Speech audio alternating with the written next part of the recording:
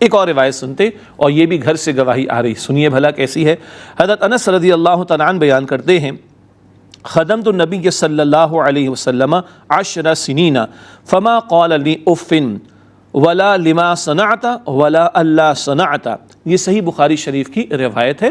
حضرت انس رضی اللہ تعالیٰ عنہ بیان کر رہے ہیں کہ میں نے نبی کریم صلی اللہ علیہ وآلہ وسلم کی 10 سال خدمت کی، اس دوران آپ نے مجھے کبھی اف تک نہیں کہا، اور نہ یہ کہ تم نے یہ کیوں کیا، اور نہ یہ کہ تم نے یہ کیوں نہیں کیا۔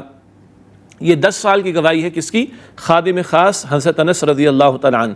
10 سال وہ حضور کی خدمت خاص میں رہے صلی اللہ علیہ وسلم، اور ان کے ذاتی کاموں میں حصہ لیتے تھے۔ کیا فرما رہے ہیں؟ 10 سال میں نے حضور کی خدمت کی صلی اللہ علیہ وسلم، اس دوران میں آپ نے مجھے کبھی اف تک نہ کہا، اور نہ یہ کہا کہ تم نے یہ کیوں کیا اور تم نے یہ کیوں نہ کیا۔ یہ حضور صلی اللہ علیہ وسلم کی شفقت کا اور نرمی کا تذکرہ ہے۔ آج غلاموں کا اس معنی میں تصور تو نہیں ہے جس معنوں میں اس دور میں غلام ہوا کرتے تھے، ایک طرف رکھ دیجئے۔ خادمین کا تصور تو ہے نا، ملازمین کا تصور تو ہے نا، سبارڈینیٹس کا تصور تو ہے، اور گھر میں کام کرنے والے ہوم سرونٹس کا تصور تو موجود ہے۔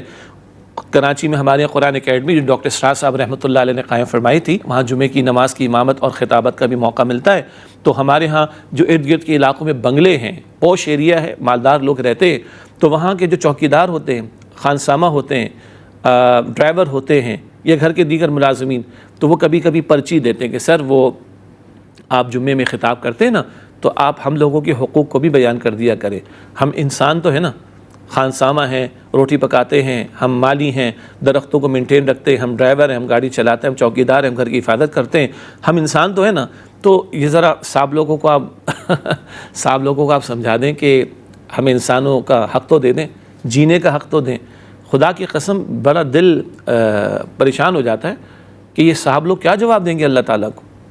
اگر آج تمہارا کوئی خادم ہے، کوئی ملازم ہے، تو انسان بھائی، اور تم اس کو ملازمت پر تم نے رکھا ہے، غلام نہیں ہے، ملازم ہے۔ وہ ملازم کے بھی حقوق ہوتے ہیں، غلام کے بھی ہوتے ہیں، ملازم کے بھی حقوق ہوتے ہیں۔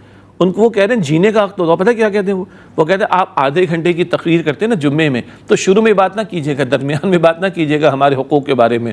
مجھے پتہ تھا، پھر میں نے پوچھا کیوں؟ کہ وہ آخر میں آتے نا، دوڑتے ہوئے آتے 2 رکعت پڑھنے کے لیے، تو آخری 2-3 منٹ میں آپ یہ بات کیجیے گا کہ بھائی جو گھروں میں لوگ رہتے ہیں، جن کے یہاں ملازمین ہیں، ان کو انسان تو سمجھو، جینے کا حق تو دو، ظلم تو نہ کرو ان کے اوپر۔ بھارت بڑا ظلم ہے ہمارے یہاں جی، میں تفصیل میں اس وقت نہیں جا رہا، پھر کسی اور موقع پر ہم بات کریں گے۔ لیکن یہ گواہی کیا آ رہی؟ خادم خاص کہہ رہے کہ حضور نے کبھی اف تک نہ کہا، نہ کبھی یہ کہا کہ تم نے یہ کیوں کیا، اور نہ یہ کہ تم نے یہ کیوں نہ کیا۔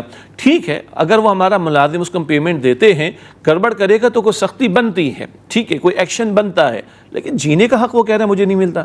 انسان نہیں سمجھا جاتا، جانور سمجھا جاتا ہے کہ ہم ظالم بن جاتے ہیں، مظلوم بن جاتے ہیں ہم لوگ، اور وہ ظالم بن جاتے ہیں۔ خدا کے بندو یہ تو نہ کرو۔ امتی ہم رسول اکرم صلی اللہ علیہ وسلم کے کوئی نسبت تو رکھیں حضور کی شفقت کے تعلق سے صلی اللہ علیہ وسلم، حضور کی نرمی کے تعلق سے، حضور کے اخلاق کے تعلق سے، حضور کے برتاؤ کے تعلق سے۔ امتی ہونے کے دعوے دار ہیں تو ہمارے عمل میں یہ ریفلیکشن نظر تو آنا چاہیے نا، ہمارے برتاؤ میں نظر تو آنا چاہیے کہ ہم امتی ہیں رسول اکرم صلی اللہ علیہ وآلہ وسلم کے۔